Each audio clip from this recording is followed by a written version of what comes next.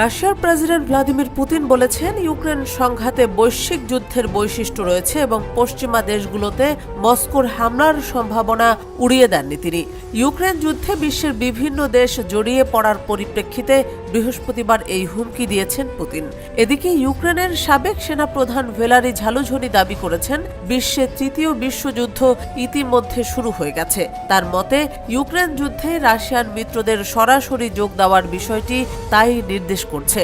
ইউক্রেনিস্কা প্রাভাদার UP100 পুরস্কার অনুষ্ঠানে এমন মন্তব্য করেন ইউক্রেনের সাবেক এই সেনা কমান্ডার। তিনি বলেন, 2024 সালে আমরা বিশ্বাস করতে পারি তৃতীয় বিশ্বযুদ্ধ শুরু হয়ে গেছে। উত্তর কোরিয়ার সেনারা ইউক্রেনের সামনে দাঁড়িয়ে আছে। সত্যি বলতে ইতিমধ্যে ইউক্রেনে প্রবেশ করেছে। ইরানের শহীদিরা প্রকাশ্যে বেসামরিকদের হত্যা করছে কোনো লজ্জা ছাড়া। উত্তর কোরিয়ার সেনা আর চীনের যুদ্ধাস্ত্র এখন প্রকাশ্যে এই যুদ্ধে ব্যবহৃত হচ্ছে।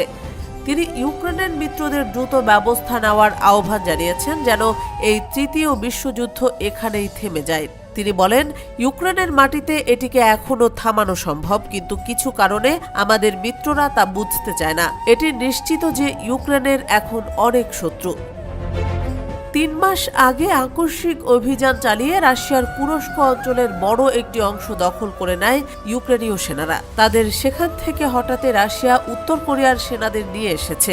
ধারণা করা হচ্ছে, কুরস্কে এই মুহূর্তে 10,000 কোরীয় সেনা অবস্থান করছে। ইউক্রেনের এই সাবেক সেনাপ্রধান বলেছেন, প্রযুক্তি দিয়ে আমরা রক্ষা পাব, তবে ইউক্রেন একা এই লড়াইয়ে জয় পাবে কিনা সেটা নিশ্চিত নয়। এদিকে রুশ বাহিনী ইউক্রেনের নতুন প্রজন্মের হাইপারসনিক ক্ষেপণাস্ত্র ব্যবহার করছে বলে জানিয়েছে দেশটির সেনাবাহিনীর গোয়েন্দা সংস্থা মেইন ডিরেক্টরেট অব ইন্টেলিজেন্স। ইতোমধ্যে গত বৃহস্পতিবার ইউক্রেনের দিনিপ্রো শহরে এই ক্ষেপণাস্ত্র ব্যবহার করেছে রাশিয়া। শব্দের গতি প্রতি সেকেন্ডে 331.23 মিটার। যেসব ক্ষেপণাস্ত্র শব্দের চেয়ে দ্রুত গতিতে ছুটে গিয়ে লক্ষ্যবস্তুতে আঘাত হানতে সক্ষম, সেগুলোকে হাইপারসনিক ক্ষেপণাস্ত্র বলা হয়। এক বিবৃতিতে ইউক্রেনের সেনা গোয়েন্দা সংস্থা জানিয়েছে, বৃহস্পতিবার নতুন যে ক্ষেপণাস্ত্রটি দিনিপ্রোতে ছুঁড়েছে রাশিয়া, সেটির গতি প্রতি ঘন্টায় 13,600 কিলোমিটারেরও বেশি। আরও বলা হয়েছে, উৎক্ষেপণের পর 15 মিনিটের মধ্যে এটি লক্ষ্যবস্তুতে আঘাত হানতে সক্ষম।